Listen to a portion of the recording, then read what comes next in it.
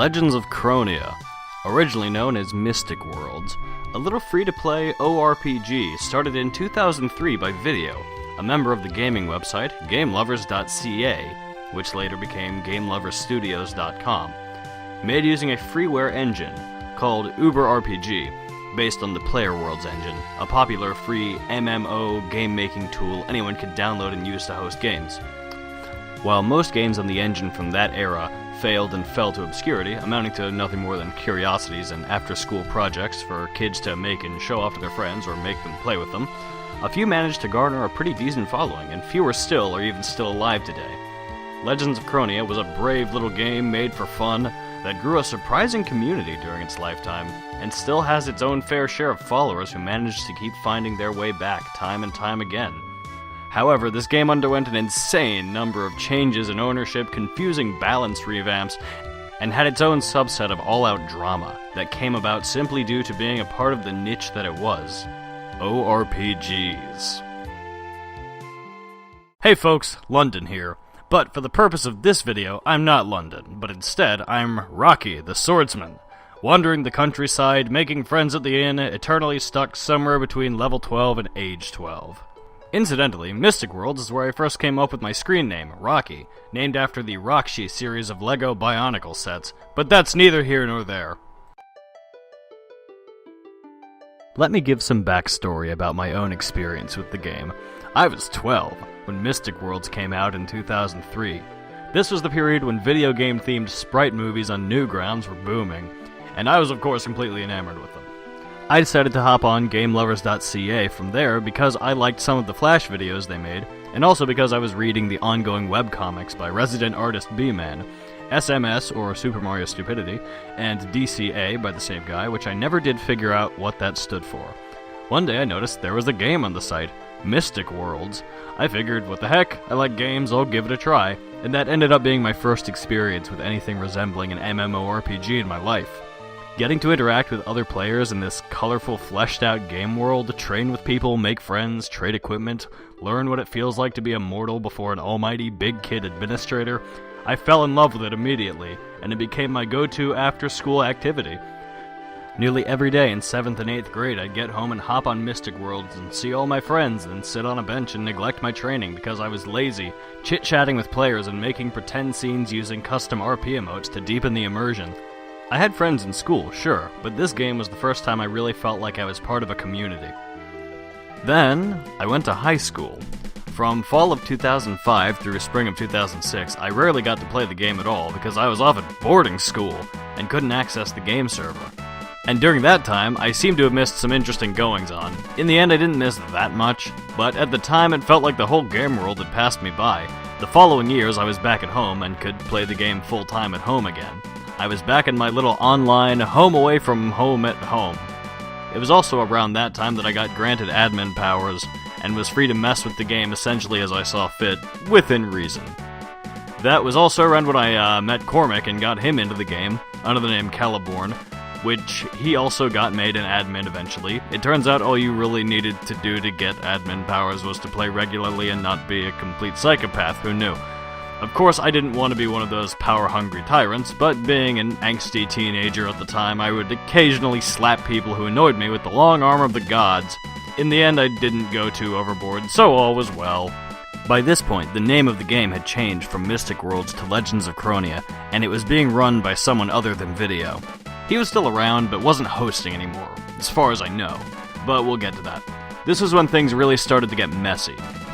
Game ownership started changing hands at a confusing rate, admins were everywhere, drama was breaking out, and all the while the primary player base dwindled and was replaced by the entire population of Poland. Player numbers dropped from being consistently around the 30s to less than 10 people hanging around at any given time, and it was a little discouraging. People were growing up and had their own stuff to keep up with, but the game had also gone up and down so many times that most people had probably either lost interest or just lost track of the game entirely. I, like most other Mystic Worlds faithful, managed to keep up with the game through sporadic hopeful Google searches. We knew we probably weren't going to find much, but with this game's track record it was bound to pop up again eventually, so we were patient. By this point I was in college, and the game was clearly on its last legs. the last batch of owners who wound up with the game's files were what really drove the game to its inevitable death, sometime around 2010. The community was dead, the game's script was all but destroyed by someone else's meddling, and with all the drama going on in the ORPG community over the years across numerous different, completely unrelated games, one day Legends of Kronia went down and just didn't come back up. Until it did. Alright, so anyway, enough about me, let's get to the game. At its core, Kronia, as I'll be referring to it from here on out, is pretty simple. Train, go to a dungeon, kill the boss, nab its gear, train until you can use the new gear, and repeat. Repeat until you're bored, until you're out of content to play, or at least until people are afraid of you. That's basically it. The game is 4 parts, so to speak, but the first thing that's likely going to come to anyone's mind who had played the game in the past is Part 1, the 13 Watches. Explore the game world and collect 13 magical MacGuffins called Watches, and use the Watches as keys to progress through the final dungeon, which is actually just hell, culminating in a fight against Satan himself. During this adventure, you'll get new weapons and armor, or spells if you're into that sort of thing, after each boss battle. No convoluted trade sequences or confusing quest lines here yet, just kill the guy and take his stuff. Each main weapon and set of armor and helmet require 10 of each stat more than the previous. So, with a few non-boss prize exceptions, most weapons and shields, armor, and helms require strength, defense, and speed respectively, in increasing increments of 10. For each level you gain 3 stat points, so that's basically a new item every 3 or 4 levels, depending. Fun fact, in the old days, you were required to get your speed up to 20 for 2 stat points per level, and 30 for 3 points, and if you neglected your speed, you'd just be stuck with 1 stat point each level, like me. Anyway, it's always been a pretty linear progression, but that's not always necessarily a bad thing. At least for me, the beauty of Kronia lies in its simplicity. Anyone can hop in and not have to worry about overcomplicating their character. Unless you're a filthy mage, pretty much everyone is on equal footing, and it's just a matter of who has more time to devote to the game. If you were online more and trained constantly, you'd have a leg up. If you were nice, that would generally have you helping out lower level players by weakening high experience enemies for them to kill and level up quicker, or giving them watches or gear you don't need. If you weren't nice, it just meant you got to make life harder for everyone else who happens to be playing the game slower than you by savagely murdering them and then spawn killing them when they tried to go back into Mount Draco. Not like that ever happened to me, of course. Anyway, on that note, this game has always had its fair share of notorious player killers, or PKers. You know, people who would murder you, loot you, and sell your stuff back at a premium. I was always a little goody two-shoes, so I hated killing players and was always terrified of running into these guys out in the wild, especially in a red zone. This game has 3 main map types, or moralities. White, or a safe zone, where players can't attack each other. Gray, or arena-type zones, where players can kill each other with no risk of losing XP or gear. Then there's red, which is no morality, where if you get killed, you lose a chunk of your XP and drop all equipped gear.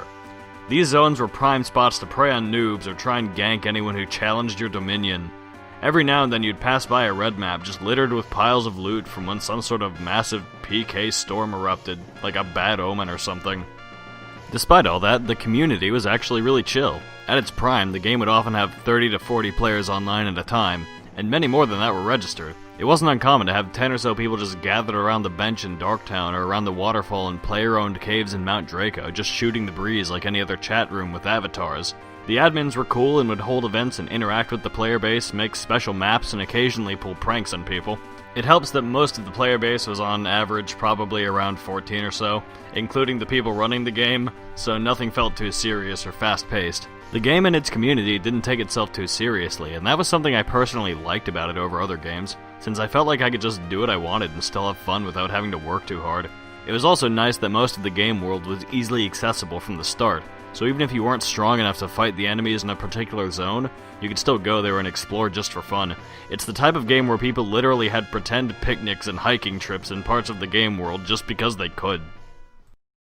So, all that having been said, what really was it that made the game such a draw for people? As simple as the game is at its core, what did it have that other similar online games at the time didn't? I've already mentioned that I find Kronia's beauty, as well as its fun factor, to be in its simplicity and fairly relaxed, silly atmosphere that never took itself too seriously. Later in the game, there's a Mario dungeon, a South Park dungeon, and even a devil version of the peanut butter jelly time banana. And it had probably one of the least toxic communities I'd seen in an online game, and if I were to guess, those things that made it so laid back are basically what I'd cite as the factors for its success. If you want some hard numbers, Legends of Kronia managed to make its way to at least the top 30 of online game ranking aggregator on RPG Top 50. How much of this was the work of actual individual players voting and not duplicates or bots or something, I can't say, as those are both possibilities, but be that as it may, the game did enjoy some surprising popularity through the mid-2000s. So, what happened? Why did the game eventually lose its popularity and essentially die off? The frequent downtime? Did the community take a nosedive? Did the administration? Did people grow up and get their own lives and just not have time for the game or even forget about the game altogether after trying to log on one day to find the server down for the release of a new version and just never try searching for the game again? It definitely wasn't any one particular thing that caused the game to go under. So now that we've talked about how the game itself works, I think it's time to talk about the game's storied history. So, shoutouts to Video for being super cool and chatting with me a bit about the game's history. There was a lot of stuff that went on behind the scenes that I was totally unaware of, so I'm gonna try and be as historically accurate as I can.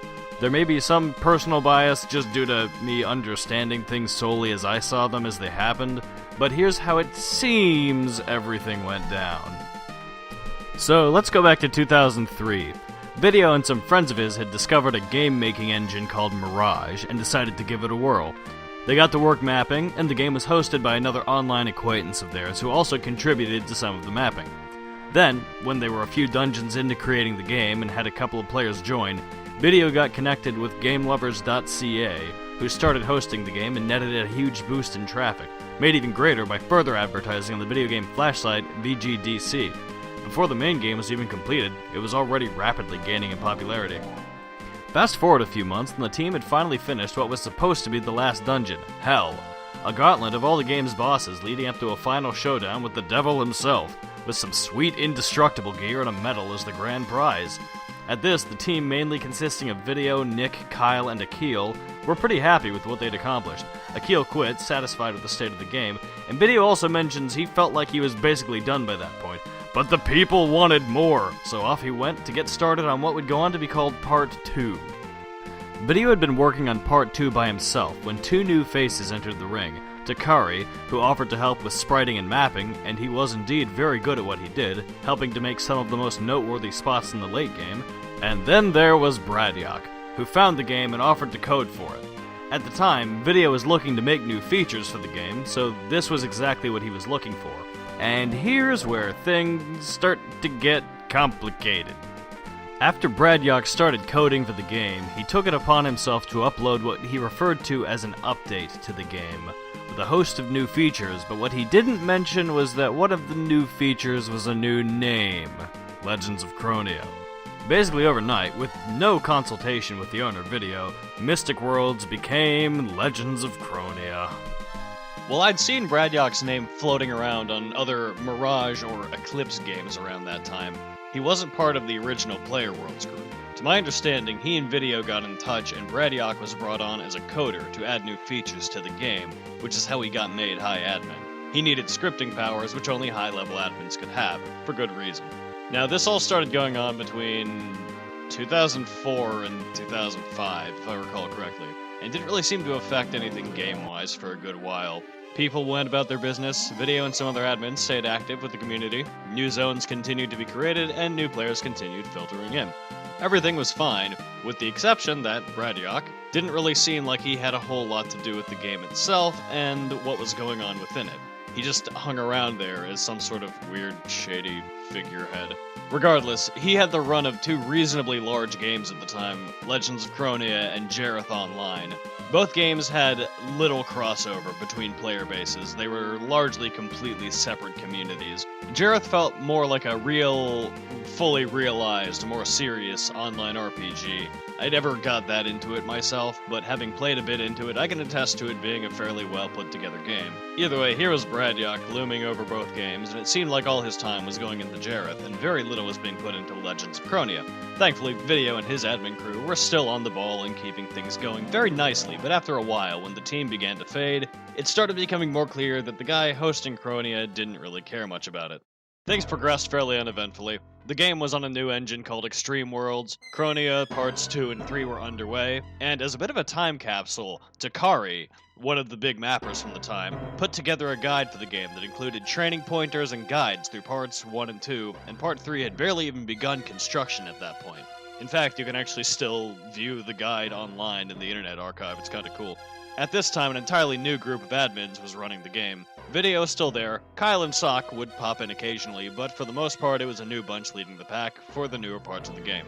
The same guy, Takari, would go on to assist with mapping parts 3 and 4, which barely anyone managed to make it to, but if they did, I dare say they were in for a treat, since the super late game sections were exceptionally well made. Incidentally, Takari was the one who put in a good word for me to get me admin access around 2007, so shoutouts to Takari, wherever you may be.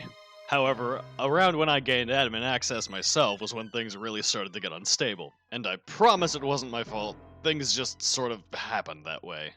So, I got admin, and around that time I dragged my friend from high school, Cormac, into the game too, and he got made admin too. So, when he and I weren't goofing around messing with players and changing each other's sprites, we were going around trying to map new zones and make new equipment and quests ourselves, which was a lot of fun. But unfortunately at that point, we were only really able to work with late game stuff, so not many people got to see the fruits of our labor. All the same, the community started shrinking down to a much smaller, but still tight-knit group. While all of this was happening, a couple new players who would eventually become moderators joined the fray. One who would eventually be a short-lived owner, Triss and Crystal. These two seemed to know each other and showed up around the same time, and both seemed pretty chill for the most part. At this point, if you weren't either 908 years old or just a complete loony, there was a pretty good chance you could wind up a mod. Also, a bit of a side note, but a very significant side note, around this time, the game got invaded by Polish players. I don't know how they all found the game, but seriously, one day 2/3 of the player base was speaking Polish and nobody knew what was going on. Honestly, it was kind of hilarious. It was a little frustrating when people would pester you for gold and gear and not listen to you when you told them no, or tried to offer them advice, but it couldn't really be helped since most of them didn't know English. It was a bit of an anomaly, and after a few months they all disappeared as mysteriously as they came. Anyway, Triss and Chris were both made mods for a while, but after a year or so Triss disappeared and Chris stuck around, and eventually got elevated to higher admin status, and it was around this time that Bradyok was in talks with another completely unknown person to take over the game, Zap Zap and Sid. Zap Zap started playing the game suddenly, but nobody knew who he was. Next thing we knew, and I was witness to this, as in I was brought into the room when it happened because I was a high admin on Kronia by this point, Bradyok invited Zap Zap onto Jareth and had a private chat in a sealed map regarding handing over the rights to the game. Just like that, Zap Zap was the new owner of the game, and no one benefited from it. He was paranoid that everyone was out to get him or take the game over, and everyone he hired, which based on the names in ban lists and map editor updates were primarily players called Merlin and Irish, were completely incompetent and self-absorbed, and spent most of the time building houses for themselves and booting players from mouthing off at them or behaving in a way that they didn't approve of. By this point, I had gotten banned from the game, for voicing my opinions, that I didn't like Zap Zap, and also for existing. Oh yeah. To be honest, I can't remember if this was before or after Zap Zap, since it all happened across a rather short span of time, but another guy named Sid Shade, or Zer Shade, or Sid, or whatever, who I mentioned earlier, came to be the new owner of the game. He also tried to ban me, and made a lot of changes to the game nobody asked for, like trying to emulate RuneScape fishing and mining mechanics in a game that ran off of some kind of visual basic mishmash. Which, of course, it didn't work and ended up mucking up the code so bad that someone else had to come in later to try to fix it. And he also started locking entire sections of the game behind lock and key, eliminating player freedom to do things in whatever order they liked and taking away the ability to freely explore that had been a major part of the game from the very beginning. And the excuse he would always give was, I'm majoring in game design, I know what I'm doing, when he had not played the game for more than a solid minute by that point. So the period between 2008 and 2009 are kind of a blank for me, as I wasn't able to get on the game. Besides, I was busy with school, so I kind of figured it was a lost cause. I don't really know what happened in this time period, but eventually it seems like Zap just disappeared, and then Bradyok passed the game off to Chris. This was when she got hold of the game, and she was fairly cool about it. Irish, also known as Moogle, was still around, though at that point he wasn't an admin anymore for good reason. Cormac and I were back, and we had another acquaintance join in, Saratobi, to try and undo the awful script kiddie nonsense that Sid had put in, but unfortunately, it wouldn't last. Finally, after some tweaking, the game was largely back to normal, but unfortunately, no one was playing. The only people who played the game regularly were admins, so we'd basically just get on the game to hang out, goof off, and map new places to hang out and goof off in. I think by this point, it might have actually been Chris hosting. I think even Bradyok is out of the picture by now. And once Chris put the game went down for good. And it went down hard. This all happened around 2010. Very scarce mentions of the game could be found around the net, including a revival discussion thread on Fabricated Realms, the site that was now hosting Extreme Worlds games. The thread was opened by Irish, who kept claiming to be the owner of the game. He never was. And the site admin, Knives, who was aware of the game, kept the issue closed until the real owner came forth. Not Bradyok, not Chris, the real owner, Video. Surprisingly, Knives actually had the game's client and server files, from around 2008 or so, of course. Not the final, most recent version, but that's probably for the best, as the final version of the game before its death was basically busted from all the shoddy script that was added in its late stages. However, eventually, around autumn of 2018, Video found the thread and reached out to Knives as the game's true owner, and just like that, Legends of Kronia was given a second chance at life. Knives put the game up, opened a forum for it, started a Discord for it, Video was in the chat and on the game, and everything was right as it was at one of the last possible moments before everything got broken. I found out about this from someone mentioning it in passing while playing Secrets of Mirage, where I was grinding my way to level 300, and I immediately dropped everything to go look into this Kronia story, and there it was. I downloaded the client, made an account, logged in, and found myself staring at my old hangout, Map 1. After talking with Knives and Video, I got my admin powers back, and got to work trying to map new zones, tweak and balance spells and equipment, and make things fun again for new and returning players who want to revel in the nostalgia. Kronia, or Mystic Worlds, was back. But sadly, it wasn't to last. After 2 years of consistent hosting, Knives, who is also hosting Jareth and Legacy of the Zodiac 2, decided it was time to pull the plug in Extreme Worlds and move on. But this time, while bittersweet, I found myself more accepting of the game's inevitable end, because at long last, Legends of Kronia, now once again Mystic Worlds, was given the send-off it so rightfully deserved.